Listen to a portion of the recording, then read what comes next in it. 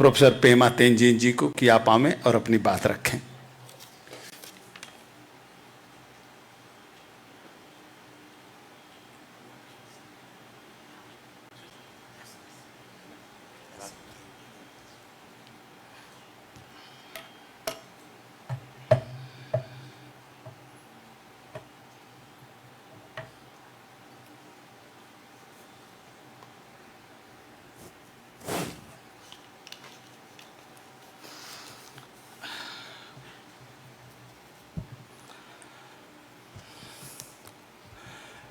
सर्वदृष्टि प्रहाणाय यः सधर्मम् अदेशयत् अनुकंपाम् उपादाय तं नमस्यामि गौतमं तं नमस्यामि गौतमं तं नमस्यामि गौतमं।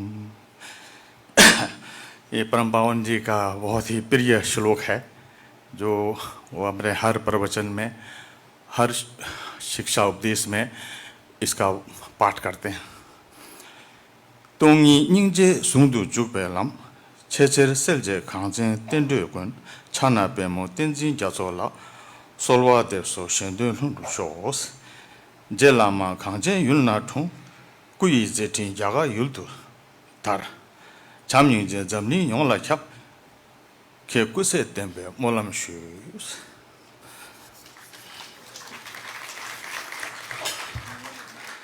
मैं बहुत ज़्यादा इस अवसर पर नहीं कहूँगा। माननीय अध्यक्ष महोदय, हमारे कुलपति महोदय और बंदे पूज्य बंदे रेवत हेरो जी और चंदिमा बंदे जी, हमारे मित्र और हमारे अग्रज रवि प्रकाश जी, और हमारे पुनः हमारे संस्थान के वयोवृद्ध और वरिष्ठ चंबा सामदिन, प्रोफेसर चंबा सामदिन जी, हमारे बीच में बहुत कुछ पुराने लोग भी आए हुए हैं। हमारे पूर्व रजिस्ट्रार महोदय लालजी टंडन जी, हमारे त्रिपाठी जी, मैं बहुत लोगों का नाम नहीं लेना चाहता हूं क्योंकि समय की कमी है। आप लोगों को आज मुझसे ज़्यादा आप लोगों को बोलना है तो मैं बहुत कम बोलूँगा। पहले मैं शुरुआत करना चाहता हूँ एक 25 साल के नौजवान से। 1960 में जब परम पावन दलाई लामा जी भारत पहुँचे तो वो एक 25 साल के नौजवान थे। एक 25 साल के नौजवान की दूरदर्शिता देखिए, उनकी दूरदर्शिता उस समय। उन्होंने अपने समाज जो भारत में शरणार्थी के रूप में आए थे उसके लिए उनके बच्चों की शिक्षा की व्यवस्था, बौद्ध भिक्षुओं के लिए मठ और विहार की व्यवस्था, और जो लोग आए हुए थे उन लोगों के निवास की व्यवस्था, हर प्रकार से भारत सरकार से निवेदन करके, भारत सरकार के साथ मिल करके उन्होंने जो एक दूरदर्शिता दिखाई उस समय, उसी दूरदर्शिता के क्रम में ये तिब्बती संस्थान भी आया उच्च शिक्षा के लिए। तो एक 25 साल के नौजवान के लिए ये इतना बहुत कुछ करना बहुत ही कठिन था। मैं उसकी एक दूरदृष्टि के गुण, दूरदृष्टि वाले गुण के रूप में इसको लेता हूँ। साथ ही उन्होंने जो एक तिब्बत की समस्या को भी जीवित रखा और उसके लिए हमेशा अपने लोगों को प्रेरित करते रहे, उसको उत्साहित करते रहे, उनको कभी भी निराश होने नहीं दिया या हतोत्साहित होने नहीं दिया, उन्हें हमेशा प्रेरित करते रहे तिब्बत की समस्या के समाधान के लिए। और उसके लिए उन्होंने जो माध्यम अपनाया वो परम क्या कहते हैं, भगवान बुद्ध की अनुभव से, और भारत में हमारे बापू राष्ट्रपिता महात्मा गांधी के जो अहिंसा का मार्ग जो उन्होंने अपनाया, उसके मार्ग पर चल करके उन्हें तिब्बत की समस्या के लिए हमेशा समाधान खोजने का प्रयास किया। तो मैं उनका ये दूसरा गुण अहिंसा वाला, ये हमारे लिए एक योगदान की तरह ही है। और ये अहिंसा तो आगे बढ़ करके विश्व में धीरे धीरे धीरे जैसे उन्होंने इसको फैलाया, जैसे हमारे पूर्व वक्ता ने कहा कि इसी पर जो है उनको नोबेल शांति पुरस्कार मिला, तो उन्होंने इस तरह से आगे चल करके, जैसे अभी फिर आप बताएं कि 4 प्रतिबद्धताएं हैं, पहले उनकी 3 प्रतिबद्धताएं थी, चौथी प्रतिबद्धता बाद में उन्होंने जोड़ा। 3 प्रतिबद्धताओं में से 2 जो है मुख्य है। पहला जो तिब्बती होने के नाते तिब्बतियों के प्रति जो उनका उत्तरदायित्व था, तिब्बत की आज़ादी के प्रति जो उनका उत्तरदायित्व था, तिब्बत की आज़ादी की समस्या के प्रति, समस्या के समाधान के लिए जो उनका उत्तरदायित्व था, वो अपनी जगह है, वो तो उन्होंने बखूबी निभाया। उसके लिए कोई उनकी ओर अंगुली नहीं उठा नहीं सकता। हम सब उनके ऋणी हैं।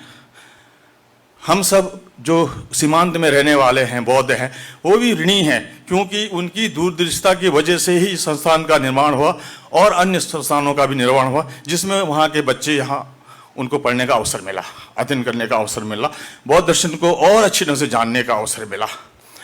तो ये तीन प्रतिबद्धताओं में जो दो बहुत अच्छे ढंग से आप लोगों ने कहा, एक सबसे पहले मानव मूल्य, मानव मूल्यों का महत्व ना, तो इसके बारे में जैसे कहा कि मैं भी एक मानव हूं, मया अन्य दुखम हंतव्यम, दुखद है दुखत्वात् आत्मवत्, मुझे दूसरे के दुख के भी दूर करना चाहिए। क्यों? वो दुख है, क्योंकि मैं जैसे मैं दुखी हूं, मैं अपने दुख को दूर करना चाहता हूं, वैसे दूसरे का भी दुख है। मुझे दूसरों को भी सुख में लगाना चाहिए, सुख, दूसरों के सुख के लिए भी अनुग्रह या मया अन्य सुख सुखत्वात् आत्म सुखवत, दूसरों के सुख के लिए भी मुझे प्रयास करना चाहिए, क्योंकि मुझे भी सुख की जरूरत है, मैं भी सुख चाहता हूं। क्यों? क्योंकि बहुत सुख सबको पसंद है। तो ये तो मानव मूल्यों की बात आई थी, आप लोग, मैं ज़्यादा नहीं कहूँगा।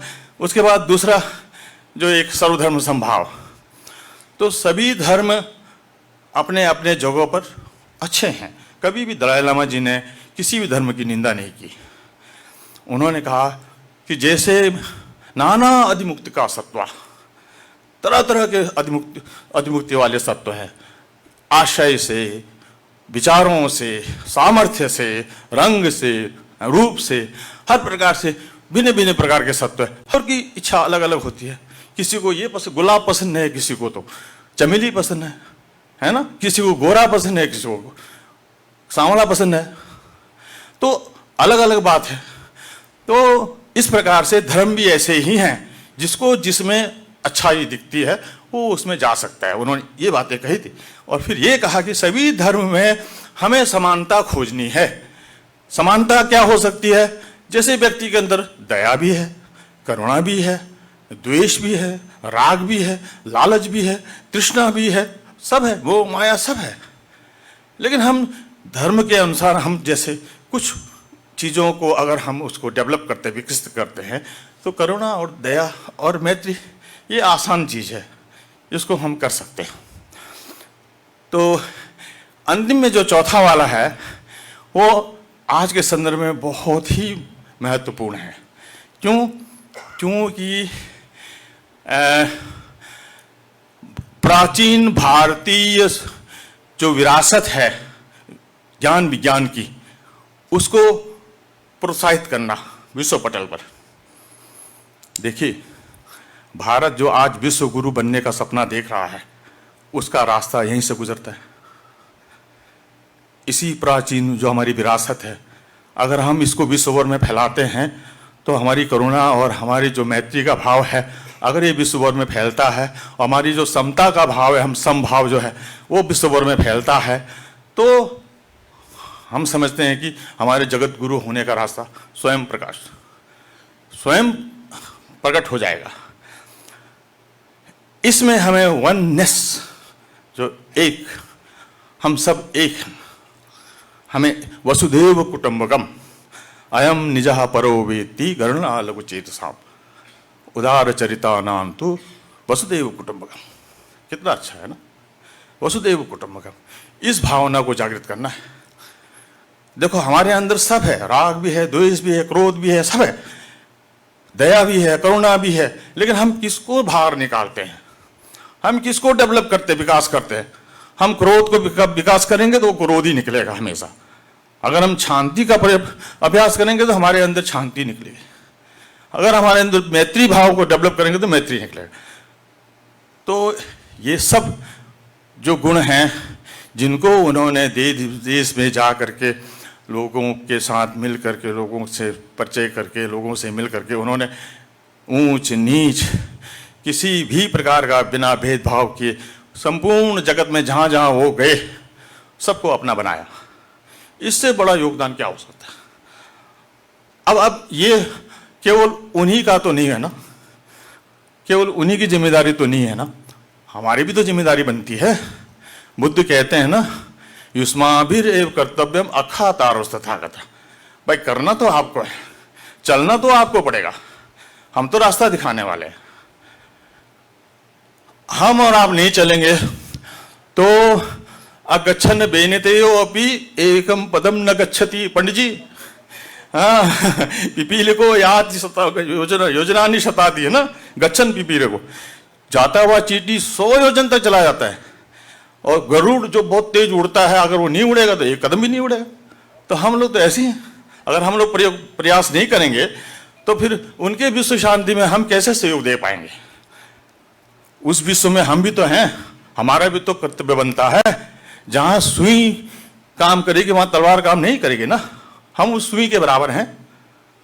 कभी कभी हम भी काम आएंगे चुबाने में तो मैं बहुत ज्यादा नहीं बोलूंगा, लेकिन इन सब के पीछे एक महायानी दृष्टि से अगर मैं कहूं तो एक महायान का साधक होने के नाते, एक महायान के साधक को कैसे होना चाहिए? परम पावन जी महायान के साधक हैं, हम भी तथाकथित महायान के साधक हैं, महायानी हैं। साधक हैं या नहीं है मैं नहीं जानता, लेकिन महायानी हैं। लेकिन अगर एक महायानी है तो उसको महायान का साधक होने के नाते, क्योंकि उसका उद्देश्य क्या है ये जानना पड़ेगा। उसका उद्देश्य है संसार में जितने भी दुखी प्राणी हैं, समस्त सत्व, दुखी सत्वों के दुख को दूर करने के लिए मैं ज्ञान प्राप्त करूंगा। अब मुझे ज्ञान प्राप्त करना है तो मुझे क्या करना पड़ेगा? मुझे बोधिचित्त, उसके लिए एक चित्त का उत्पाद करना पड़ेगा। जैसे आपने कहा चित्त सबसे महत्वपूर्ण है, तो बोधिचित्त का उत्पाद करना पड़ेगा, मतलब ज्ञान के लिए चित्त का उत्पाद करना पड़ेगा। तो उस प्रकार का वो व्यक्ति जब चित्त का उत्पाद करता है तो उसके चित्त को उत्पाद करने के लिए उसको क्या चाहिए? मेन चीज करुणा। बिना करुणा के वो दुख देख ही नहीं पाएगा। और करुणा को जागृत करने के लिए क्या चाहिए? दुखी। तो हम लोग सब दुखी हैं, इसलिए हमको देख करके महासत्व तो लोग करुणा पैदा करते हैं अपने अंदर, और हम लोग थोड़ा मोड़ा करुणा पैदा कर लेते हैं, दया कभी कभी, है ना, हम भी कोशिश करते ही हैं। तो वो इस प्रकार के इंसान हैं जिन्होंने बोधिचित्त का उत्पाद करके अब वो बोधिसत्व कहलाते हैं। संसार को दुखी दे करके संसार के समस्त प्राणियों को दुख से दूर करने के लिए, मुक्त करने के लिए उन्होंने बीड़ा उठाया। ये हुआ एक बोधिसत्व। ऐसा बोधिसत्व, जब वो बोधिसत्व आगे बढ़ता है साधना में, तो उस अपने साधना में 6 पारमिताओं और 4 संग्रह वस्तुओं का अभ्यास करता है। अपने लिए स्वार्थ में 6 पारमिताओं का और परार्थी के लिए 4 संग्रह वस्तुओं का।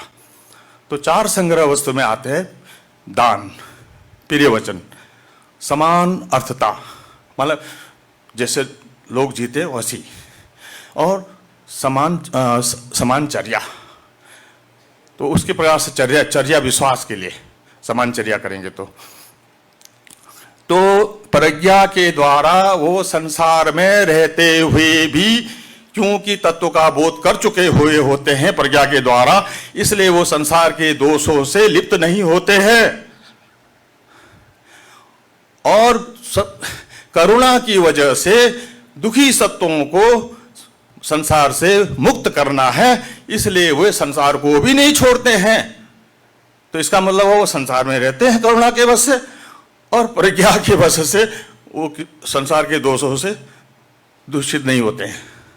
जैसे कीचड़ में पैदा होने वाला कमल, कीचड़ में पैदा होता है लेकिन वो कीचड़ से लिप्त नहीं होता है, बिल्कुल सुंदर साफ स्पष्ट। तो शक्ति त्राशांत निर्मुक्त्या संसारे सिद्धति स्थिति, मोहेन दुखिनाम अर्थे शून्यताया इदम फलम। शून्यता जो है तत्व है, उस तत्व प्रज्ञा के द्वारा उस तत्व का ज्ञान होने पर संसार के प्रति लिप्त नहीं होते हैं, दोष आसक्त नहीं होते हैं, तो आसक्ति जो है वो शाश्वत अंत का समारोह होने के कारण शाश्वत अंत का वो है। और जो भय है, त्रास है, वो कुछ भी ना, नास्तित्व, अस्तित्व एंड नास्तित्व, अस्तित्व शाश्वत, नास्तित्व उच्छेद, तो शाश्वत और उच्छेद दोनों से परे होकर के वो संसार में विचरण करते हैं। तो इस प्रकार से बोधिसत्व संसार में विचरण करते हैं, तो फिर क्या उनमें खिन्नता नहीं होती है? क्या वो दुखी नहीं होते हैं? तो कहते हैं न दुखी त्यक्त पापत्वात्,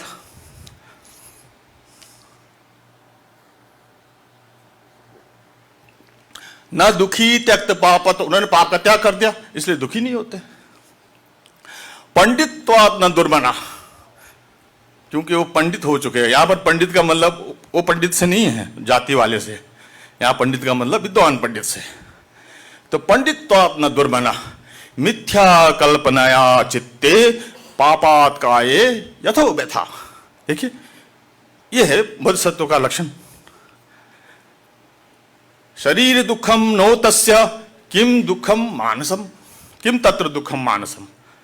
जब शरीर दुख भी नहीं है, मानसिक दुख भी नहीं है, तो कैसे है, क्यों स्थिति, क्या है, उनकी स्थिति कैसी है?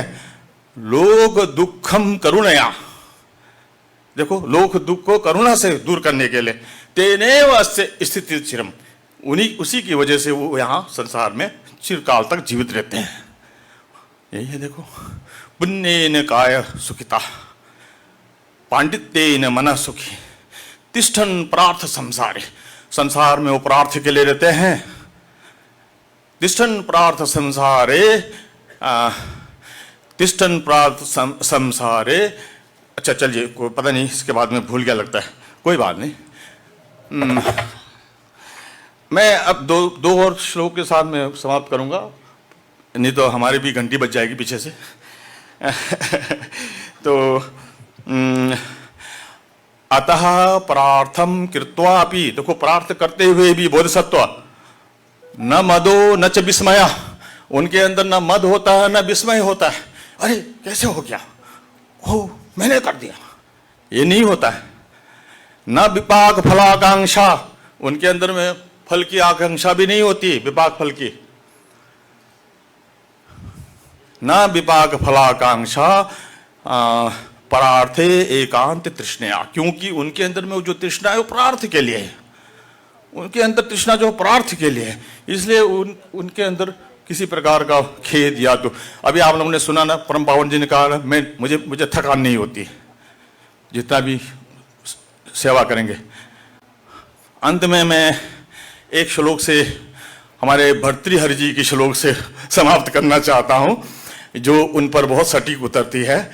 पिछले साल उनके 87वें जन्मदिन पर करीब 70 कंट्रीज के 250 विद्वानों की इंटरनेशनल सेमिनार हुआ था ऑनलाइन में। शायद ये 87वें में नहीं, 85वें में, जो लॉकडाउन के समय, तब मैंने उसमें मुझे भी अवसर मिला। मैं अपने को अहोभाग्य समझता हूँ कि मुझे उस 250 विद्वानों में भाग लेने का अवसर मिला और अपना एक विचार प्रकट करने का अवसर मिला। तो मैंने इसी श्लोक से शुरुआत किया था कि परम पावन जी को इस तरह से दर्शाया जाए भर्तृहरि के शब्दों में, नम्रत्वेन उन्नमंता, जो विनम्रता से ऊपर की ओर उठते हुए। कितने विनम्र हैं, कितने विनम्र हैं, उनकी विनम्रता ही उनको ऊपर उठाती है।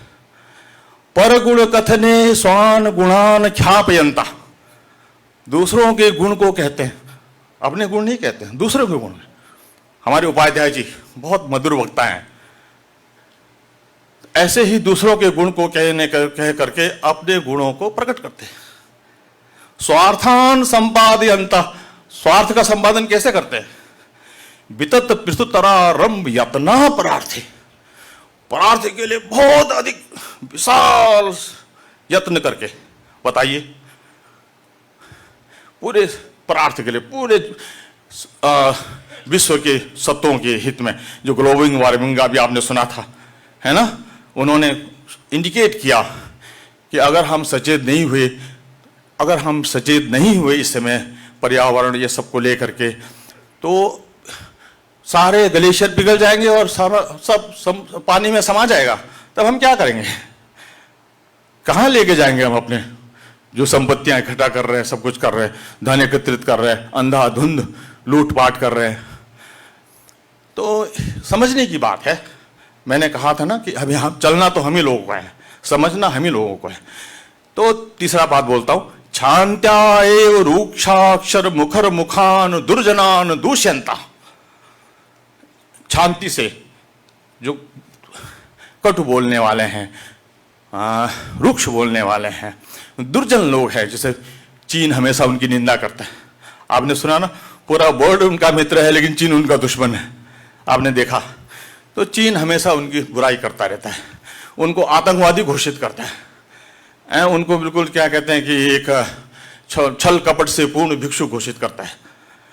तो क्षान्त्या एव रूक्षाक्षर मुखर मुखान दुर्जनान दूषित, वो सुनते हैं छोड़ देते हैं।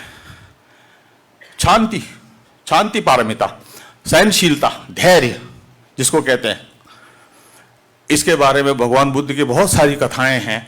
अगर बोलूंगा तो शायद काफी समय बीत जाएगा, इसलिए मैं नहीं कह रहा हूं। तो क्षान्त्या एव रूक्षाक्षर मुखर मुखान दुर्जनान दुष्यंतः संतः साश्चर्यचर्या। वाह, संत साश्चर्यचर्या, आश्चर्यजनक संत। जगति बहुमता, संसार में सब लोग मानते, बहुत लोग मानते हैं, है ना। कस्य न अभिअर्चनीय, किसके द्वारा अभिअर्चनीय नहीं है? हम सब लोग के द्वारा वंदनीय है। तो मैं इस वंदना के साथ, इस श्लोक के साथ मैं अपनी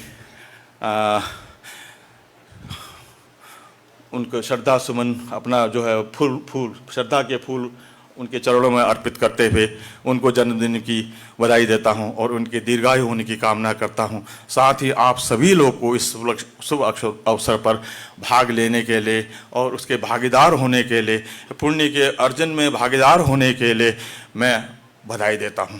धन्यवाद।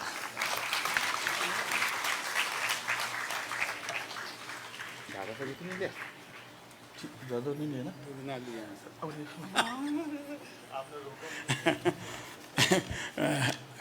बहुत बहुत धन्यवाद सर। अभी हम भर्तृहरि के श्लोक के माध्यम से परम पावन के गुणों का श्रवण कर रहे थे। संस्कृत, पाली, हिंदी और दो भाषाएं अप्रकट जो यहाँ थीं, तिब्बती और अंग्रेजी। पंच नद्याः समागमः नाम्नः प्रोफेसर पेमा तेंजेन अस्ति।